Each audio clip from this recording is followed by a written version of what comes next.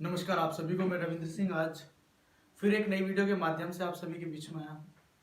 जैसे कि मैं लगातार नए नए कंटेंट आपके सामने लेकर आ रहा हूँ, तो उसी कड़ी के बीच में आज फिर एक नया मैं कॉन्सेप्ट आप सभी के बीच में उपस्थित हुआ हूँ लेकर। जैसे कि मैंने बताया था कि मैं नए नए कॉन्सेप्ट आप लोगों के बीच में लेकर आऊँगा, तो मैंने पीछे भी केमिस्ट्री की जो वीडियो डाली थी 12th क्लास के लिए। अब 12th क्लास के बच्चे और रिकमेंडेशन मेरे को करने लगे कि सर एक और वीडियो डालिए जो हम लोगों के एग्ज़ाम के लिए काफ़ी महत्वपूर्ण रहे।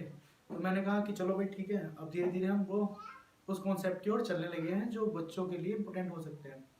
मैंने 12th क्लास के लिए मैथ्स की भी वीडियो डाली है, काफ़ी अच्छा उसमें सजेशन बच्चों के द्वारा दिया गया है। मैं कोशिश कर रहा हूँ उसमें कुछ सुधार करूँ, बहुत अच्छे तरीके से और वीडियो डालूँ। ऐसे ही मैं केमिस्ट्री के लिए भी एक नई वीडियो लेकर आया हूँ जो पिछले कई वर्षों में लगातार कई बार पूछी भी गई है। तो मुझे लगता है कहीं ना कहीं ये जो मैं कराने वाला हूँ विधि इस समय जो प्रोसेस बताने वाला हूँ वो कहीं ना कहीं आप लोगों के लिए एग्जाम के लिए बहुत ही ज़्यादा महत्वपूर्ण हो सकता है। तो आइए देखते हैं हमारी वो क्या प्रोसेस है और क्या तैयार हम करने वाले हैं। तो आप लोगों को पता भी होगा, अगर हम 12th क्लास की बात करें, 12th क्लास के लिए जो आपका ओस्टवाल्ड प्रक्रम में HNO3 मतलब नाइट्रिक अम्ल, HNO3 मतलब नाइट्रिक अम्ल, यानी कि जो तुम्हारा HNO3 यानी नाइट्रिक अम्ल का ओस्टवाल्ड विधि द्वारा निर्माण, ये बहुत ही ज्यादा महत्वपूर्ण प्रश्न है, पिछले कई वर्षों में लगातार आया है और आप देख भी सकते हैं आंसर के माध्यम से। ये बहुत ही ज्यादा इंपॉर्टेंट हो जाता है यूपी बोर्ड के एग्जाम के लिए। तो आइए देखते हैं किस प्रकार से हम इसे ओस्टवाल्ड विधि में तैयार कर सकते हैं। ये हम इसका प्रोसेस बताते हैं। तो इस विधि में हम क्या करते हैं, यानी कि हम इसमें अमोनिया लेते हैं। अमोनिया को जैसे हम इसे ऑक्सीकृत करेंगे प्लेटिनम की उपस्थिति में, तो आपका नाइट्रिक ऑक्साइड प्राप्त होगा। क्या प्राप्त होगा? नाइट्रिक ऑक्साइड प्राप्त होगा। जैसे ही हम नाइट्रिक ऑक्साइड को पुनः ऑक्सीकृत करेंगे तब आपका नाइट्रोजन डाई ऑक्साइड प्राप्त होगा। अब जब हम नाइट्रोजन डाई ऑक्साइड की क्रिया जल से कराएंगे, किससे कराएंगे? नाइट्रोजन डाई ऑक्साइड की क्रिया आप जैसी जल से कराते हो, आपका नाइट्रिक अम्ल तैयार हो जाता है। क्या हो जाता है? तैयार हो जाता है। ये हमारा मेथड है। क्या है ये? मेथड। मैंने अभी इस विधि के बारे में नहीं बताया कि किस प्रकार से तैयार हुआ, मैंने केवल ओरली बताया है कि हम ऐसे प्रोसेस में अपनाने वाले हैं। तो हम क्या करते हैं, अमोनिया यानी कि NH3 को जैसे ही हम ऑक्सीकृत करते हैं प्लेटिनम की उपस्थिति में, प्लेटिनम यहाँ उत्प्रेरक का कार्य कर रही है, NO मतलब नाइट्रिक ऑक्साइड, नाइट्रिक ऑक्साइड को जैसे पुनः ऑक्सीकृत करेंगे आपका नाइट्रोजन डाइऑक्साइड प्राप्त होगा। नाइट्रोजन डाइऑक्साइड, जैसे ही हम नाइट्रोजन डाइऑक्साइड की क्रिया जल से कराएंगे तो आपका नाइट्रिक अम्ल तैयार हो जाता है। तो देखा हमने नाइट्रिक अम्ल तैयार कर लिया है। एक बार इसकी जो प्रयोगशाला मेथड है हम उसको एक बार देख लेते हैं, बहुत ही ज्यादा महत्वपूर्ण है। तो इस विधि में हम अमोनिया यानी कि NH3 होता है आपका अमोनिया, इस विधि में हम अमोनिया व वायु का मिश्रण 1:9 के अनुपात में लेते हैं। कितने अनुपात में लेते हैं?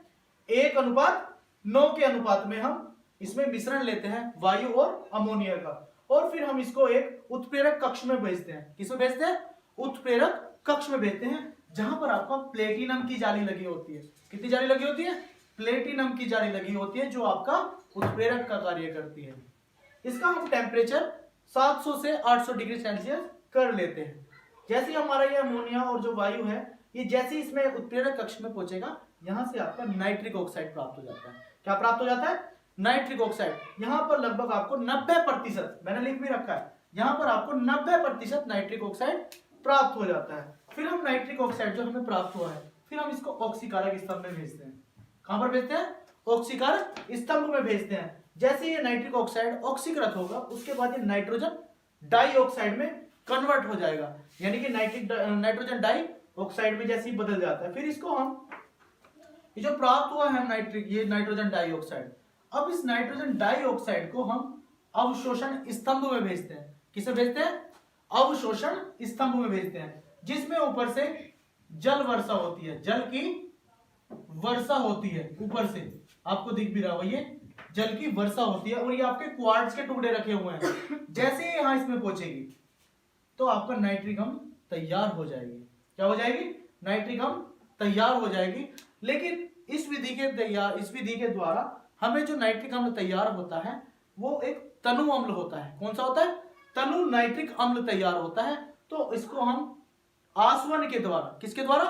आसवन के द्वारा जितना हमें क्वथनांक की, कितने क्वथनांक के हमें मतलब इसका क्वथनांक हम चेंज कर लेते हैं आसवन के द्वारा, और आप इस यहां से सांद्र HNO3 का विलयन या अम्ल तैयार कर लेते हैं। तो देखा हमने बहुत ही आसान, मैं एक बार फिर से बता रहा हूं कि इस विधि में हम अमोनिया और वायु का मिश्रण 1:9 के अनुपात में लेते हैं, फिर हम इसे उत्प्रेरक कक्ष में भेजते हैं जिसका टेम्परेचर 700 से 800 डिग्री सेल्सियस होता है। जैसे ही उत्प्रेरक कक्ष में भेजेगा, मैंने एक चीज बताई, जो प्लेट सी लगी हुई ये प्लेटिनम की जाली होती है, ये जैसी अमोनिया और वायु इसमें पहुंचेगी तो आपका 90% नाइट्रिक ऑक्साइड देगी। अब ये नाइट्रिक ऑक्साइड जैसी तैयार हुआ, फिर हम इसको ऑक्सीकारक स्तंभ में भेजते हैं। किसे भेजते हैं? ऑक्सीकारक स्तंभ में भेजते हैं। यहां पर पहुंचने के बाद जैसे नाइट्रिक ऑक्साइड का ये ऑक्सीकारक यानी कि तुम्हारा नाइट्रिक ऑक्साइड यहां पर ऑक्सीकृत होकर नाइट्रोजन डाइऑक्साइड में बदल जाएगी। अब ये जो नाइट्रोजन डाइऑक्साइड जो बदली है, ये आपका अवशोषण स्तंभ में भेजी जाती है। आप देख रहे हो यहाँ से शेष गैसें निकल रही है, जितनी एक्स्ट्रा गैस है वो बाहर निकल जाती है, और यहाँ पर ऊपर से जल की वर्षा हो रही है। क्वार्ट्ज के टुकड़े हैं, ये छन छन के जैसी पहुंचेगा और यहाँ पर आपका नाइट्रिक अम्ल तैयार होगा। ये नाइट्रिक अम्ल जो तैयार होता है वो आपका तनु तैयार होता है, तनु नाइट्रिक अम्ल तैयार होता है। फिर हमको इसको आसवन विधि के द्वारा उचित क्वथनांक का हम सांद्र नाइट्रिक अम्ल तैयार कर लेते हैं। तो हमने देखा बहुत ही आसान, बहुत ही महत्वपूर्ण प्रश्न मैं आपके सामने लेके आया था। उम्मीद करता हूं आप लोगों को समझ में आया होगा। अगर आपको वीडियो पसंद आई है तो इस चैनल को लाइक करें, सब्सक्राइब करें और हो सके तो शेयर भी करें। आपका बहुत बहुत धन्यवाद।